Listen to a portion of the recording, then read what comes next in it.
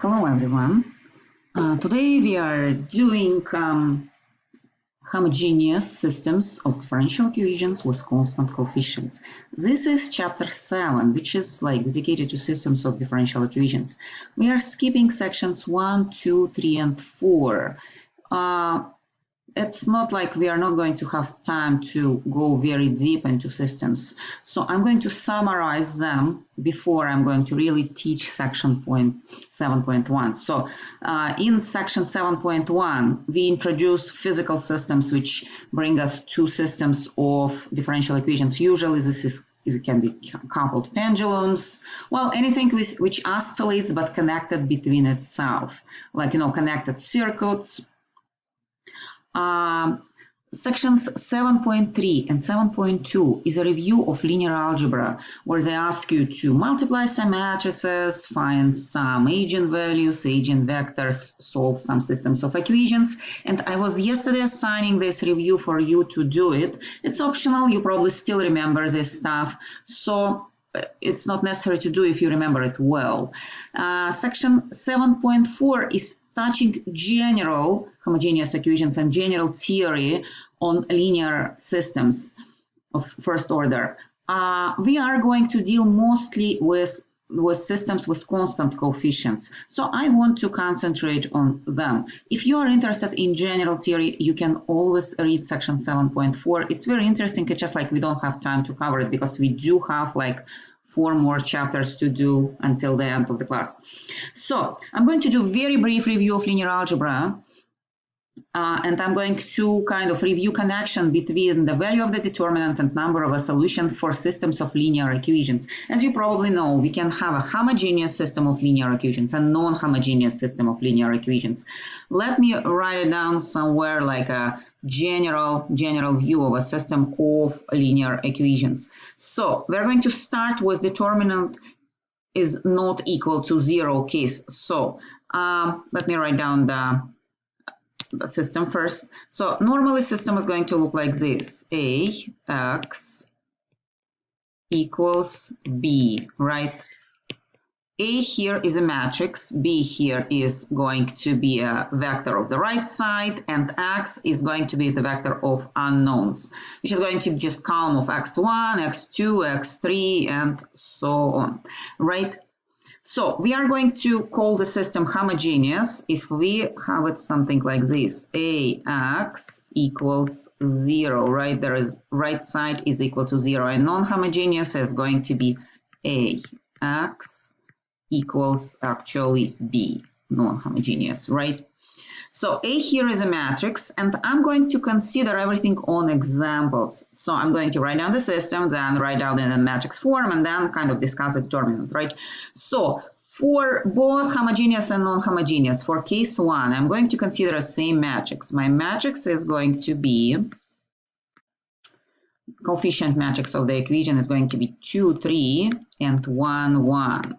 I'm going to use a very simple matrix. So for homogeneous system, it's going to result into a system of equations: 2x plus 3y equals 0, and then x plus y equals 0. I'm choosing a very simple system so you can see obvious conclusions here. For non-homogeneous, well, I'm going to consider a very same system, 2x plus 3y, but I'm going to set it up to 5 here, my b vector, and x plus y is going to be equal to 2. Now I'm going to start solving these two systems and kind of make connections about determinants.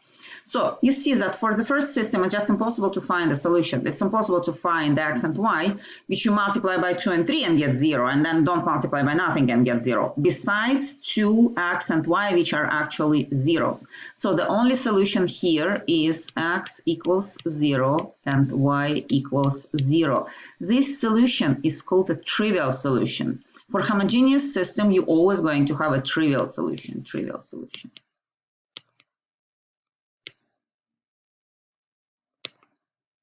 Well, how about this one? Are we going to have a solution? Well, guys, if you look carefully at this system, you're going to probably see a solution, right? 2 of x plus 3 of y equals 5 and x plus y equals 2. You probably see that. Solution here is x equals 1 and y equals 1, right? You plug them in and 1 plus 1 is 2 and 2 multiplied by 1 plus 3 multiplied by 1 is 5.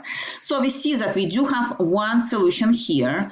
This is going to be unique solution here, one solution, right?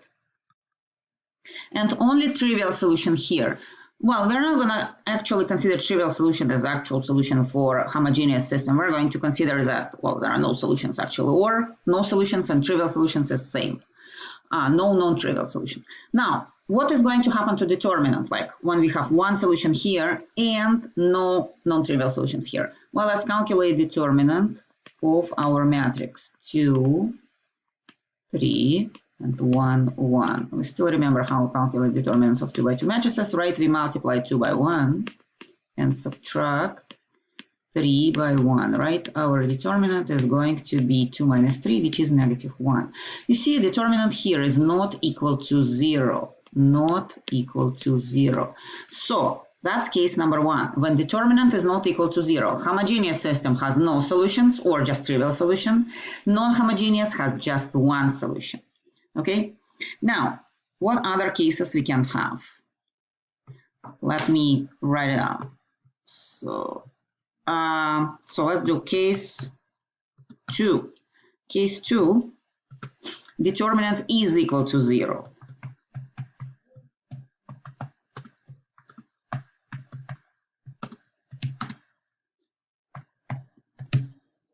Determinant is equal to 0. I'm going to make it a little bit bigger. And maybe stretch it this direction too. Let's do enter. Okay. Let me move it over here so I see it all together.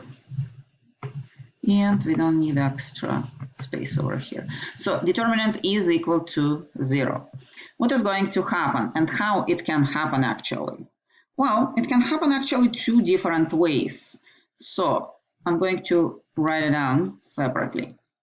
Way number one, I'm going to label it A.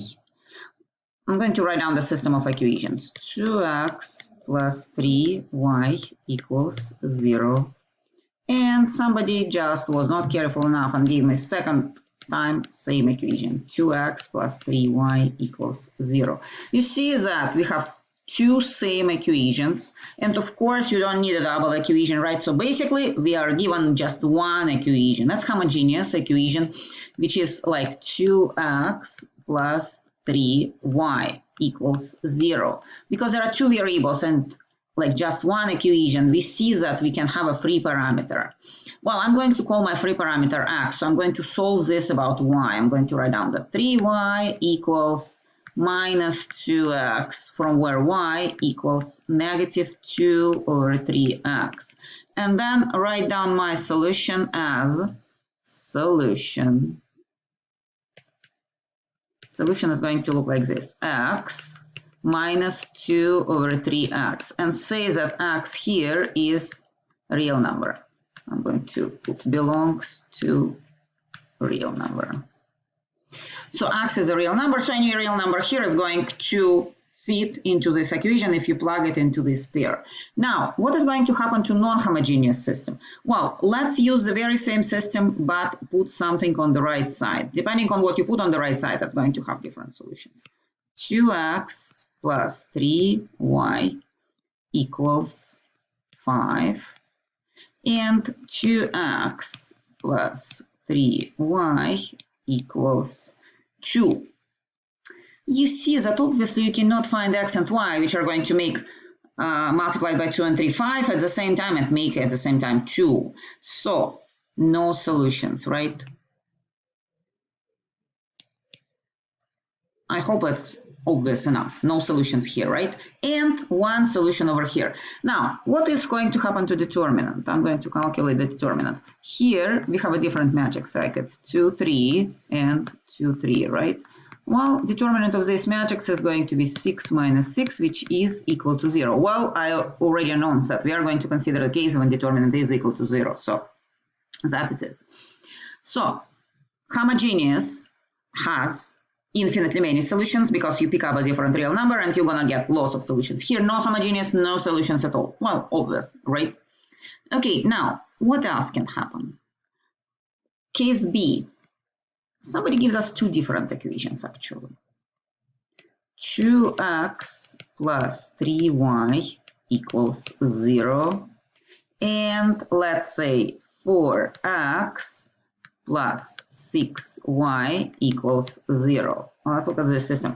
We see obviously that this system is not different for homogeneous system. It's not different from the first one, just because if you look at second equation, it's exactly first equation doubled, right? So you look at the first equation, you multiply it by 2, you get 4x plus 6y. So second equation does not help us at all. It's just the same first equation doubled and not going to any decrease number of solutions or do anything. So basically we are going to result in the same equation, 2x plus 3y equals 0, and of course same solution. How solution is going to look? Well, same solution is going to be x minus 2 over 3x, and x is going to be any real number, right?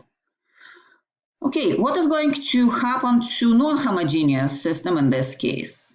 Well, 2x plus 3y, I'm going to write down, equals 5. 4x plus 6y equals 10.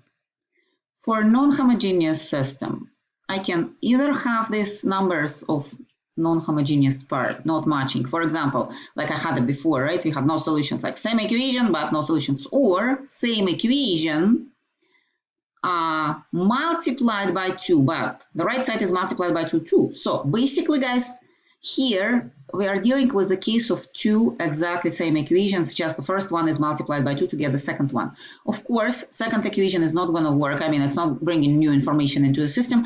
And the only equation here is 2x plus 3y equals 5, which means that we are going to have one free parameter. So either x or y can be just chosen as any number.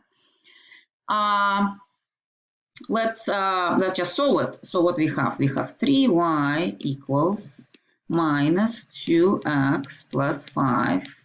I'm going to explain why I put minus 2x in the front. Or y equals minus 2 over 3x plus 5 over 3. So how my solution is going to look? Solution. Well, first x, it's a free parameter, so it just goes by itself, right? And the y is minus 2 over 3x plus 5 over 3. How many solutions we have? We have infinitely many solutions. So we had one solution, no solutions in case like A, and infinitely many solutions. Infinitely many solutions. Right, by the way, if we separate, because this looks like a normal vector, right? If we separate these numbers in next way, x minus, I'm sorry, let me erase it just like, I'm going to shift a little bit of the word over here so I can fit my, I'm going to write down my first x is going to be here. I'm going to copy the first term of my y, 2 over 3x. And I'm going to split it into two vectors. Remember, like in normal algebra, we can have vectors and x components and y components. Here 0 and here 5 over 3. You see that over here, we actually have the very same solution of homogeneous system. So, homogeneous solution. What is this? This is particular solution of non-homogeneous equation. Particular means that just one solution. Look at this equation, 2x plus 3y equals 5. If you set up x equals 0, then y is going to be 5 over 3. So this is one of possible solutions. So actually, general solution of non-homogeneous system is a sum of homogeneous solution and particular solution, right? And that's exactly what we have in differential equations, right? Remember that we combine homogeneous solution with particular solution to get a general solution. And you can combine them and give the formula, or you can separate them, and it's not going to change anything. So I want to summarize my review just like scroll it back and kind of point on everything here. I'm going to make it a little bit smaller so you can see the whole picture at the same time. And this is going to be our note, so don't worry, you are going to see everything. So what we have homogeneous, and there are like basically two cases for homogeneous, right? Either homogeneous has only trivial solution or it has infinitely many solutions. Trivial solution happens when determinant is not equal to 0, infinitely many when it equals to 0. It never has only one solution. It always has either infinitely or no solutions, or just trivial solution. For a non-homogeneous, a different story. It can have one solution, no solutions, or infinitely many solutions. One solution happens only when determinant is not equal to 0. Both other cases, no solutions or infinitely many solutions, happen when determinant is equal to 0. So I'm going to circle the statement about determinant. So here equals to 0 and here is not equal to 0. We are going to use these facts to linear systems. Okay, so we are done with review as much as we need a review. Okay, for now, I'm just going to move to the systems of equations, okay? So I'm going to stretch it a little bit again because I don't want to have different notes, different size of the sheet. And maybe a little bit more.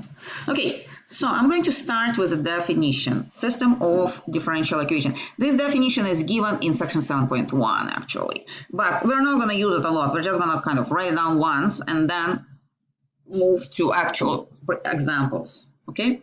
So give me a second. So definition, systems of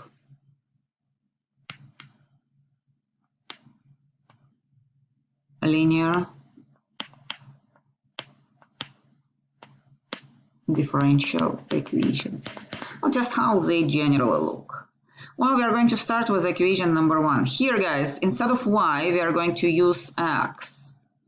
And x is going to be my dependent variable. So we are going to have x of t instead of y. Instead of y of t. Why? Well, just because maybe more comfortable to numerate them as x's like x1, x2, x3, because we are going to have many of them. But in some books, you are going to see y's and people don't care actually how to name them. But here in our books, they call it x and I'm going to call it x2. Okay, so the coefficients are still going to be functions of t, and the first function is p11, and here is x1 of t. You see that on the left side we do have a derivative. On the right side we are going to have only functions multiplied by functions of coefficients. And we are going to have ideally all of them. So it's supposed to be x1 and x2 and x3 and until you reach like xn, depending on how many equations you have. So I'm going to write down the last one, p1n of t, xn t. So we have derivative on the left side and functions on the right side. Plus, we are going to have g of t, which is going to be our non-homogeneous part, and it's not going to be multiplied by any x. And we are going to have these equations, like many of them, and the last one is going to be xn, the first derivative of t, equals pn1 of t, x1 of t, and lots of terms in between, forgot to put dots here, and the last one, pnn of t, xn of t, plus gn of t. Well, that's a typical system of differential equations of first order, linear. So if g1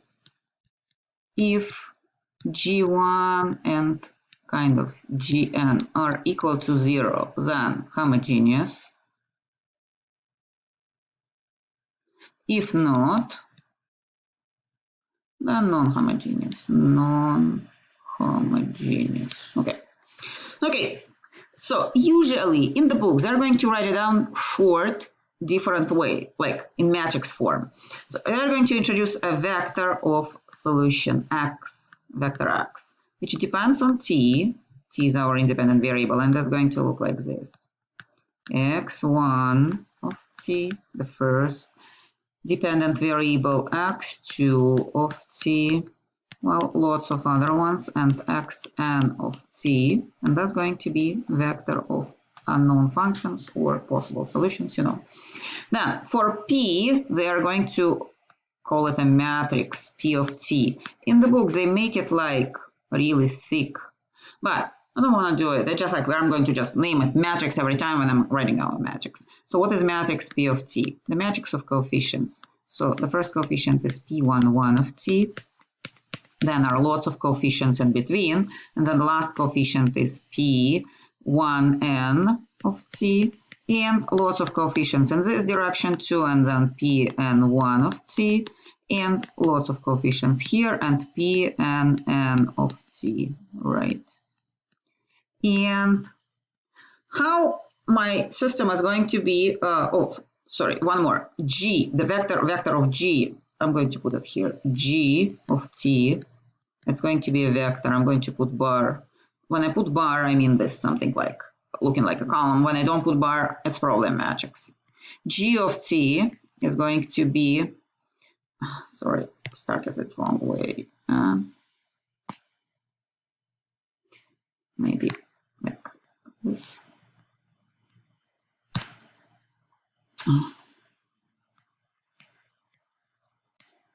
G1 of t and Gn of t. Now, if you introduce these matrices, the system of equations is going to be written like this. X, vector x, what we have over here, derivative of this vector x. How do we differentiate vectors, by the way? You differentiate first component, second, third, and so on. How do we differentiate matrix? Same, you differentiate everything in the matrix. So, x prime of t, and here x is a vector already, matrix p of t multiplied by vector x by the rules of matrix multiplication. So we remember, like I was asking you to review the rules, right? Plus vector g of t. Okay, so that's going to be a short way to write down the system, right? And for us, it looks exactly like equation of the first order, right? If you kind of forget that x, p, and g and everything are kind of matrices and vectors, looking like y prime equals a by y, or like p by y plus g of t. So that's just a typical equation of the first order for which we know many methods how to solve them, right? I'm going to write it now. Looks like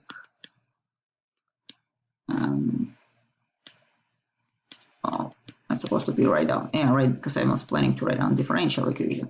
Looks like differential equation y prime equals p of t y plus g of t. Well, it's just like normal first order differential equations, just all in matrices and vectors. I'm going to start working with these equations on examples, because I think it's going to be a little bit easier to understand everything if we consider examples. Let me choose a different color. I'm a little bit tired of what I have, like I'm going to choose purple, okay? So I'm going to consider example one. Example one. So for example one, x1 prime of t equals 3x1 of t minus 2x2 of t. Two equations. x2 prime of t equals 2x1 of t minus 2 x2 of t. Let me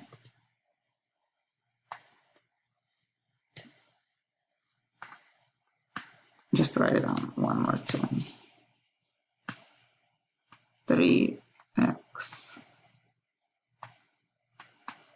1 did not look like 1, looked like t. So that's typical equation. And how do we write it down in matrix form? In matrix form, it can look like this: x derivative, and the matrix here is going to be what? 3 minus 2, 2 minus 2. Okay. So multiplied by x, we also have initial value problem, which is going to give us something like, I don't know, x, vector x of 0 equals, for example, 3 and 1/2. Well, so here x1 equals 3, actually x2 equals 1/2, right? Well, that's a typical system. Constant coefficient. So I'm going to label it a system with constant coefficients. System with constant coefficients. Okay, so that's the first example. Is it homogeneous? Yes, it is homogeneous because we don't have any right side. What else? Well, the coefficients are constant because it's much easier to solve constant coefficients. And first we are going to learn how to solve constant coefficients, and then maybe eventually we are going to learn how to solve non-constant coefficients. Next one, example 2. Example 2 actually is not going to be just a system of equations. That's going to be an introduction of a new thing. Any equation, differential equation, sorry,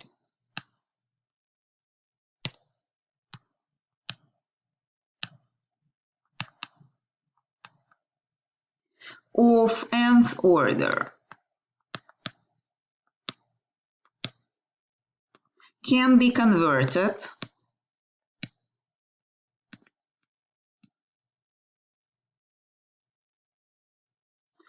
into a system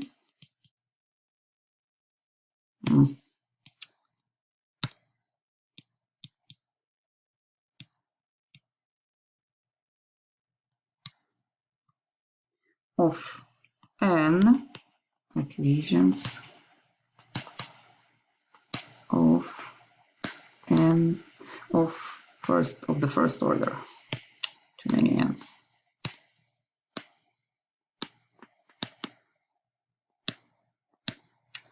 Well, let me show you how it works. Let's consider something like equation of a second order. Second derivative of u of t plus 1/2. This is a standard way to convert a second order equation into a system of first order equations. And I'll explain why actually people need this. Why don't they just stick to second order equation? 3 sine of t. So we do have non-homogeneous equation of second order. Non-homogeneous equation of second order. In this case, guys, we do know how to solve it. This is one of the equations we had when we were considering physical systems like matches, pendulums, right? Mass on a spring. How do we convert it into a system? Well, what we're going to do, we're going to let x1 be equal to u. So we introduce two new variables, x1 and x2, and x2 be equal to u prime. How my equation is going to look in this case? Well, if u prime is x2, then u2 prime is going to be what? I'm going to write it down. u2 prime is going to be derivative of x2, of course, right? So I'm going to write down derivative of x2. I'm not going to write down t, okay? Everyone understands. x2 depends on t. Or maybe once I'm going to write down t, but plus 1/2. What is u prime? U prime is just x2, so I'm just going to copy x2 plus 2u, well, u is x1 plus 2x1 of t equals 3 sine of t. But because we do have two different functions, we need a second equation, two functions, like two unknowns, two equations. My second equation is going to be what? Well, how x1 and x2 are connected? Are they connected? Well, they're of course connected, right? Actually, x2, it's a derivative of x1. I'm going to write it down. x1 derivative. Well, just because x2 is a derivative of u and x1 is just u, so that's a derivative. So I'm going to write it down that x1 derivative equals x2. Well, of course, of t. Well, I got a system, and we can write it down more in standard form, but you do see that it's a system of linear equations of the first order, and there are two kind of functions, x1 and x2, and we do have non-homogeneous part. I'm going to write it down in matrix form. I'm going to move all non-derivative part to the right and then convert it into matrix form, okay? So, one more time, x2 prime equals negative 2 x1, I'm moving both terms to the right side, minus 1 over 2 x2. I'm not going to write down t, okay, guys? Please forgive me. I hate working with touch screen. Even I bought a new computer and a new touch screen and a new pen, still not very happy with this. So this is a more standard system. Now we can kind of find out what is the matrix and what is G, right? So what we have, I'm going to change my color. What is this? This is x prime, right? In matrix form. What is this? This is a matrix A. I'm going to write it down. It's minus 2, negative 1 over 2. You remember, understand why I put x1 first. Here x1 was second, here x1 is first. Just because we usually put x1 first and then x2. In the matrix, it's going to be 0 because there is no x1 in the second equation, right? And 1 over here because the coefficient of x2 is just equal to 1 x. That's the vector of x, right? And the right side, I'm going to write it down in vector form. Okay, in vector form is going to be what? 3 sine of t. That's added to the first equation, nothing added to the second equation, so I'm going to write down 0. Well, that's going to be my matrix P, and that's going to be my G, non-homogeneous part. Kind of standard way to write down. Here, P does not depend on T, but G does depend on T, right? Okay, now, usually people are asking the question, why do we need to convert nice equation of a second order, for which we actually do know some methods how to solve it, into the system of equations? I'm doing this particular equation because it's kind of easy to see how everything is going to work on it. But normally, guys, not all equations of second order can be solved analytically. There are lots of them which cannot be solved. And actually, in real life, you start working with differential equations, you realize the first one you have does not have an analytical solution. Analytical means that the formula solution or the series solution for which you do know the method how to find it. So most of differential equations which you're going to deal are solved numerically. And there are lots of numerical methods developed for solving first-order systems, and not too many for solving second-order equations or third-order equations or fourth-order equations. Just the system, you just extend the system like for one more equation and you increase the order of equation.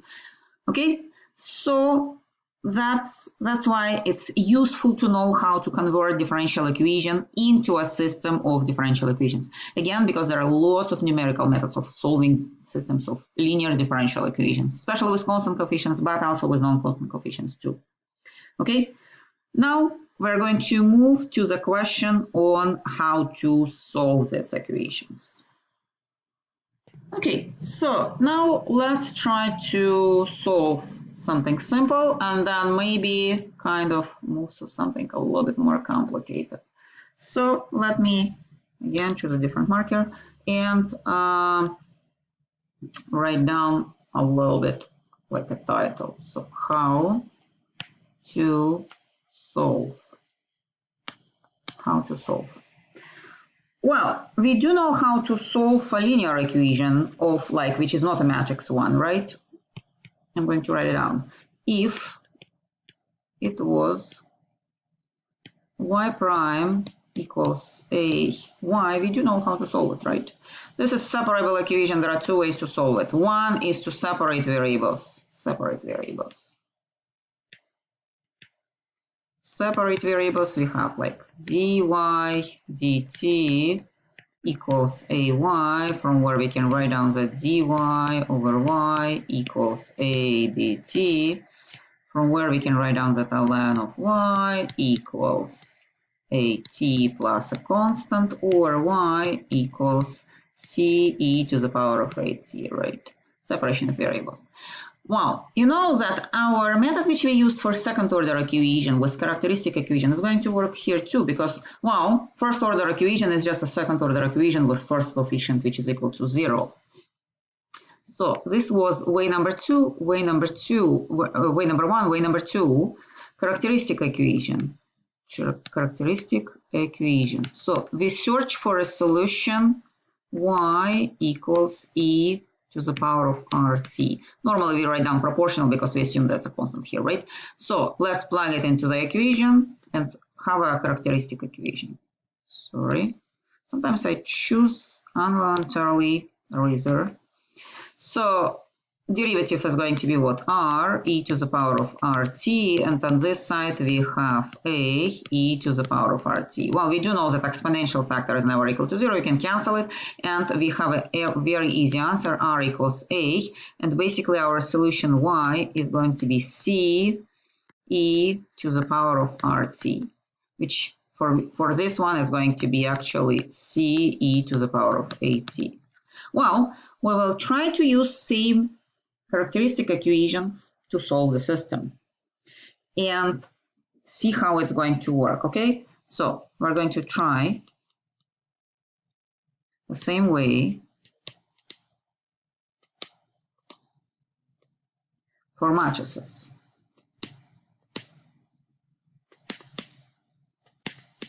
So we're going to look for a solution x, which is going to be a constant, but it's going to be a vector constant, right? Because we don't want to have a vector here and vector here. E to the power of RT. This one is just going to be like normal exponential function. Well, to kind of give you idea of how to find everything here, we are going to go back to example 1. Go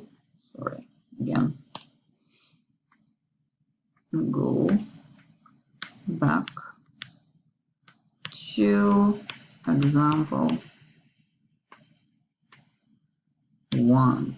Example 1 was, remember, it was x derivative, and the matrix was, that was homogeneous equation. We're going to start with homogeneous. 3 minus 2, 2 minus 2, and x over here.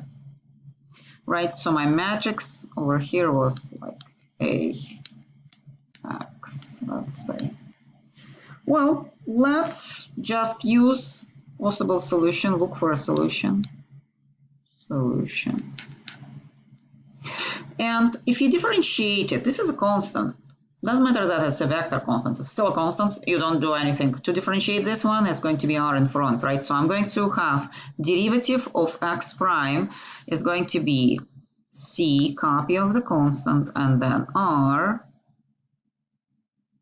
e to the power of RT, right? What I'm going to have for this one? Well, I'm going to have, I'm not going to write down the matrix right now. I'm just going to keep it as A.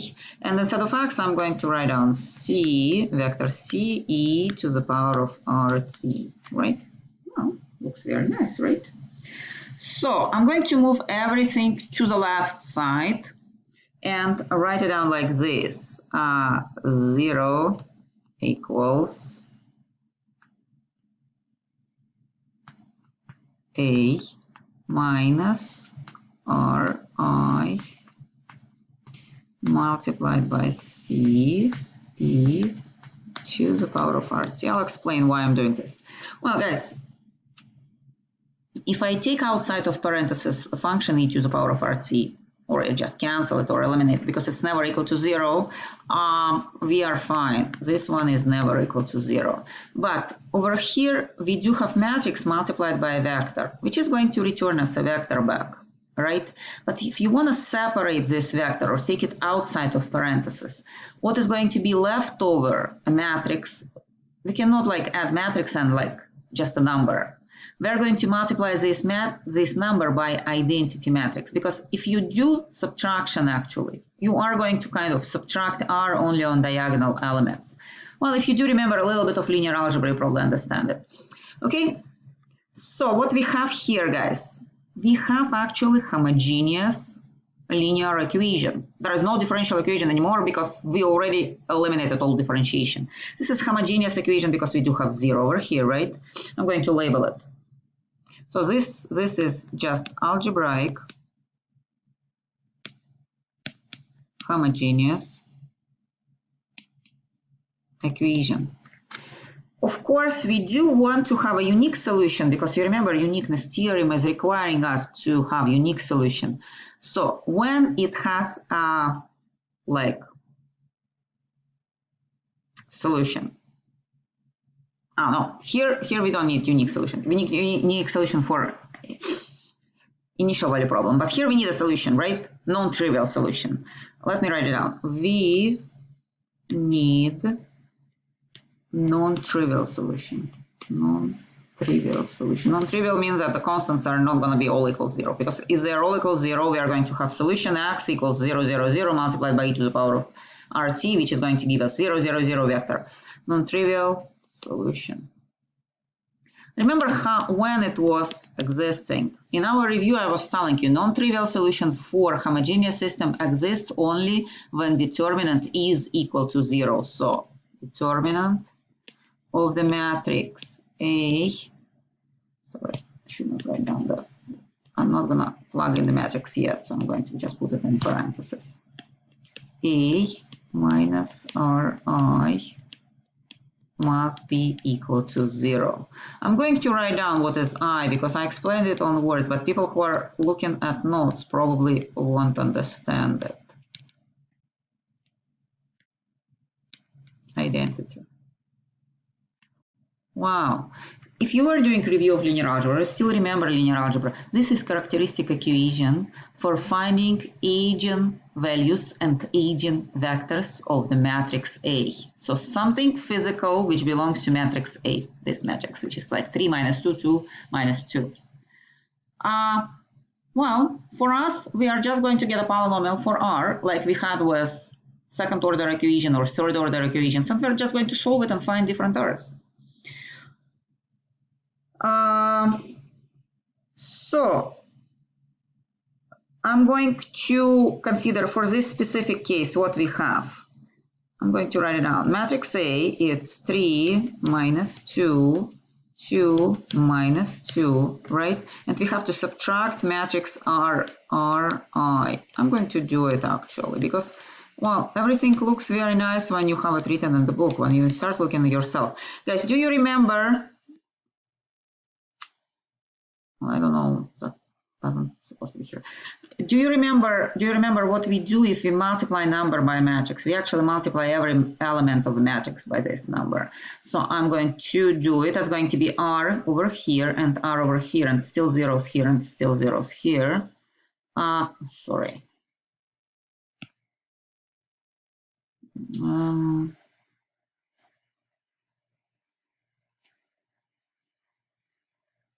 I don't know. Okay, cannot erase it from.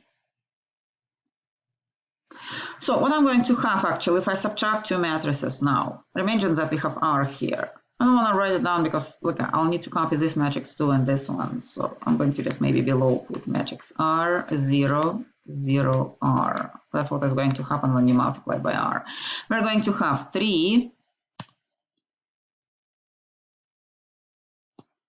minus R. We subtract element by element, like 3 minus whatever is here, minus 2 minus 0, 2 minus 0, and minus 2 minus R.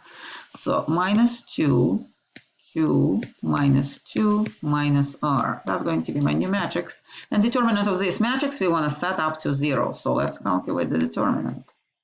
Determinant of this 3 minus R minus 2, 2 minus 2 minus R is going to be 3 minus r by minus 2 minus r plus minus, but because this one has a minus, plus 4, right? And if we simplify and open all the parentheses over here, we are going to have r squared minus r minus 2 equals to 0. Simple quadratic equation. What are solutions?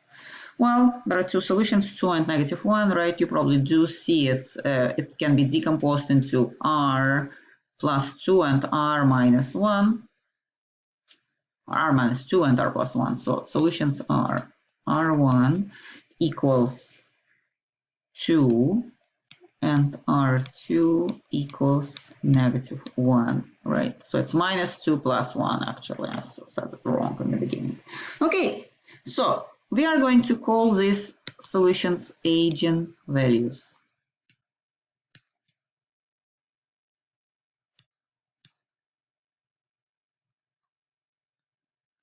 Now, well, why do we find these eigenvalues? To plug them in here and actually solve the system we had before, right? We are actually trying to solve this system, to solve this, to find out possible values for C, which are going to be our coefficient vector here. We already found R, so we know what sits in exponent, but we don't know what sits in C. We're going to find it by plugging in our numbers. So the procedure is called finding eigenvectors in linear algebra. So I'm going to also kind of label it the same way. So I'm going to label eigenvector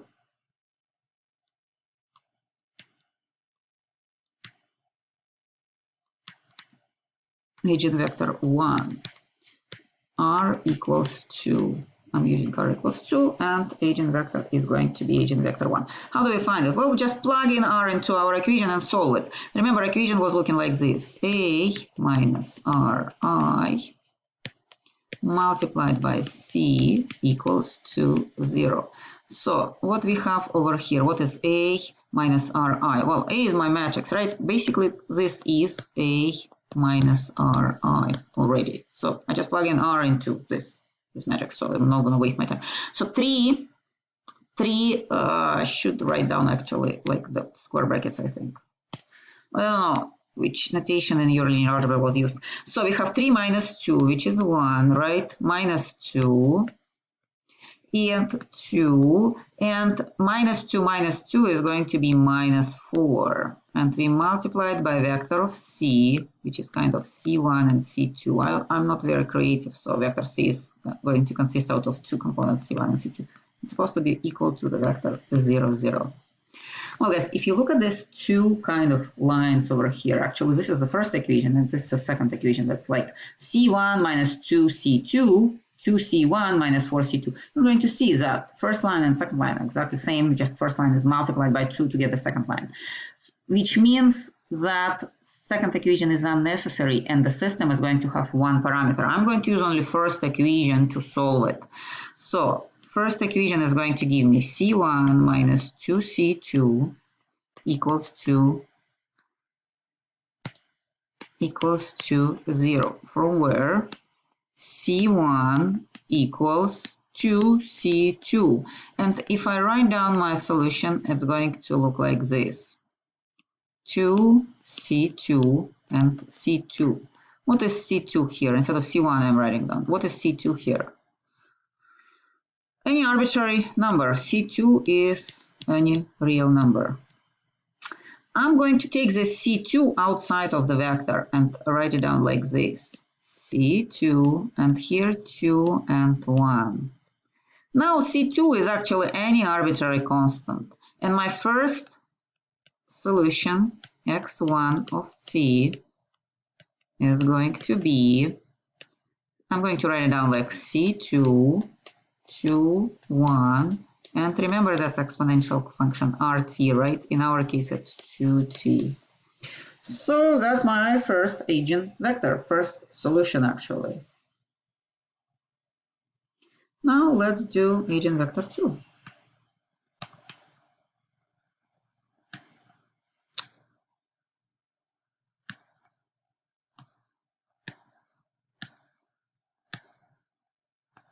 eigenvector 2r equals -1, right? How it's going to look? Well, the matrix is going to look a little bit different. That's going to be for here, because it's going to be -1, -1, +1 actually. Still -2, still 2, and over here I'm going to have just -1. And multiplied by my vector c, supposed to be equal vector 0. Well, guys, what we see again here, the first line and the second line are same. It's just like you multiply second line by 2 and get the first line.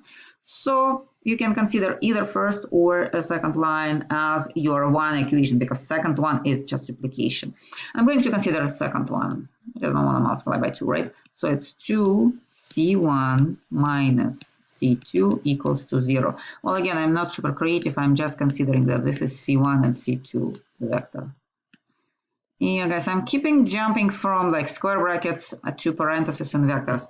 I really don't remember, like, I think in linear algebra class we have square brackets, but in our book we have like parentheses.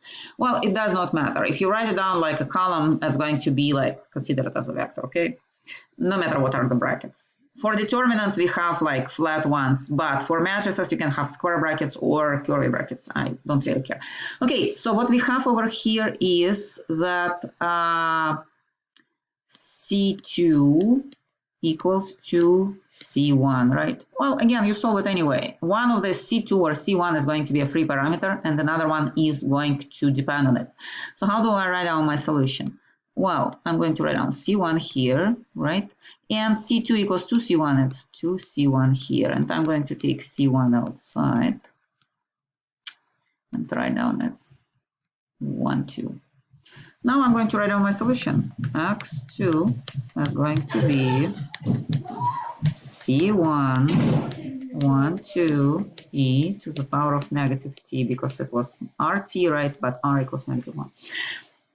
You see, guys, that these vectors 2, 1 and 1, 2 are linearly independent. You cannot obtain this vector from this vector. Well, it's obvious for vectors 2 by 2, it's 2 of 2, size 2 is very obvious, right? No matter by what you multiply this one, you're not going to get this one.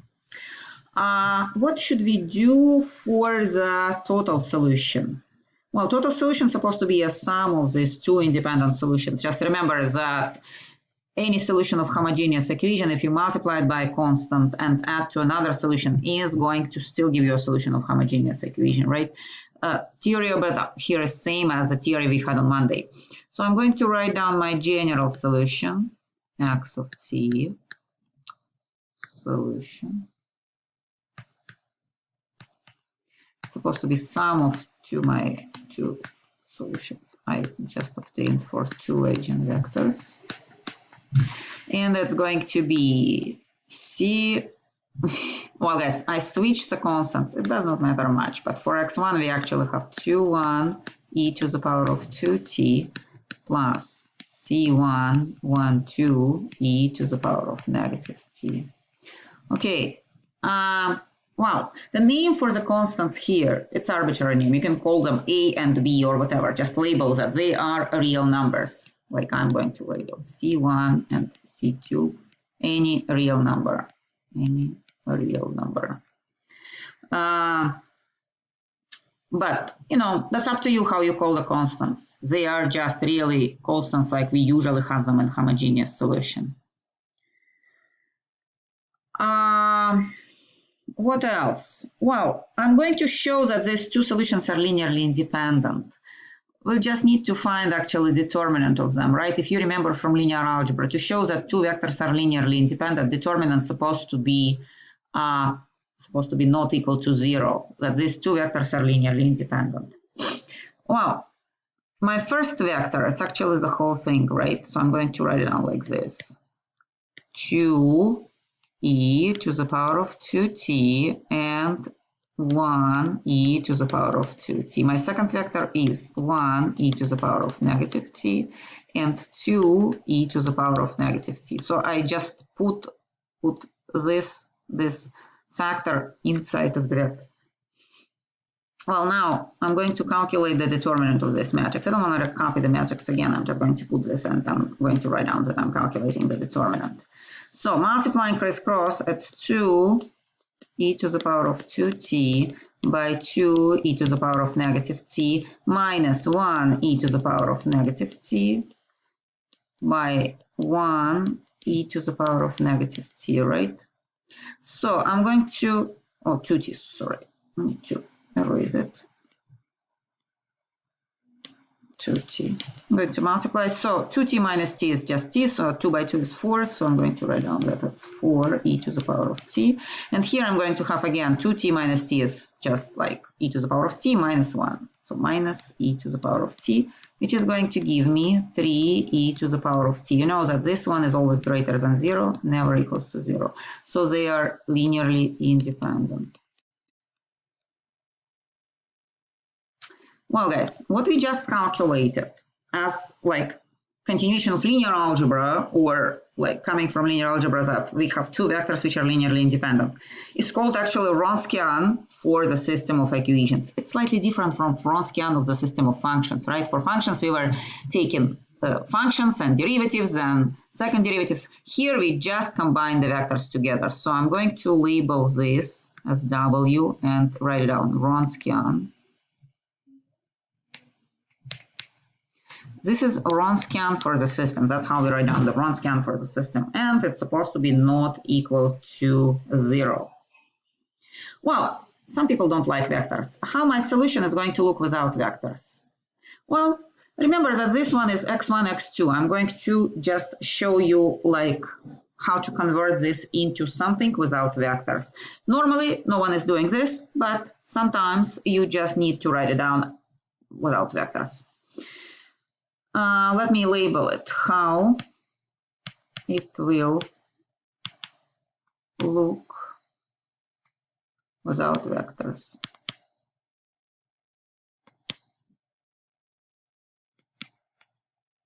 Solution. Let me change the color. So I'm going to write it down instead of vector x, actually x1 of t and x2 of t. That's what we mean when we write down vector x, right? Here, I'm going to write down my first one, and I'm going to bring inside 2t, and I'm going to bring inside c2. So I'm going to write down like this. 2c2 e to the power of 2t, and c2 e to the power of 2t. That's my x1, right? Plus, and here, c1 e to the power of negative t. Well, multiplied by 1, but we don't need this one here. 2 e to the power of negative t. And I just added just like normal two vectors. So I have 2c2 e to the power of 2t plus c1 e to the power of negative t. And here c2 e to the power of 2t plus 2c2 e to the power of negative t. Now I'm just ready to make x1 equal to this right side of x1 and x2 equals to the right side. So my x1 of t equals 2c2 e to the power of 2t plus c1 e to the power of negative t. So the second one, x2,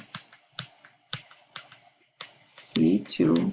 Again, normally, guys, you don't need to do this. It's just like if you are interested how it looks without vectors, it's going to look like this. Minus c. That's our solution. So that's how it looks without vectors. And again, c1 and c2 are arbitrary constants. c1 and c2 arbitrary constant belong to real numbers. Okay, that's a solution. Now, guys, I know that this lecture was extremely long already, so I'm not going to solve another example of linear system, but I'm going to ask you to solve something. So, on yourself. Well, again, unfortunately, problems here are long. You know, we are done with easy part of differential equations, which is very useful, and mostly you are going to use that part, not the part which I'm teaching right now. But unfortunately, that was easy part. Now we are going to move to a more complicated part. but you're already mature enough, right, after 2.5 weeks to do it. So I'm asking you to find the solution of this system. And I'm going to give you initial conditions to extend a little bit the problem to make it like a full problem. Typical problem. 1 and 2. It's supposed to be too difficult. Guys, what I'm going to do, I know that when you solve it, you probably think, okay, I did it wrong or whatever. You solve it on your own, and then you can open my notes and check it. I'm going to provide solution in my notes, okay? So you will have a solution, just it's not going to be included in a lecture, okay? Okay, so I'm going to write it down. I will do it here in notes. So you will have something to check. But again, that's the same procedure. I know that problems are extremely long. I'm asking you, solve at least 2 problems for the homework to make sure that you learn the method, because it has multiple steps, right? You first look for eigenvalues. Second, you plug them in and find actual eigenvectors. And third, you combine everything together. If you do it 2 times, it's going to be easier to do it like in future. Your brain is going to be ready for this. Okay, that's all for today's lecture. But I'm going to provide notes for my next lecture. I'm not going to provide a lecture, a video lecture. I'm going to provide my next lecture in notes just because I'm going to consider what is going to happen to complex eigenvalues. Here we had 2 real different eigenvalues, right? It's like 2 real different roots. We had 2 exponential functions. We still have 2 more cases when the roots are complex conjugates and when the roots are like same multiplicity or multiple repeated roots. Okay, I'm going to consider complex roots in my notes. I'm not going to provide a video lecture. I'm just going to provide video notes for this. Well, it's always like very long video. I'm sorry that like I cannot make it any shorter, but normally in class it takes me like 3 hours to lecture this, so I'm even making it very short. Okay, thank you for today's lecture and ask me any questions if you have. Thank you.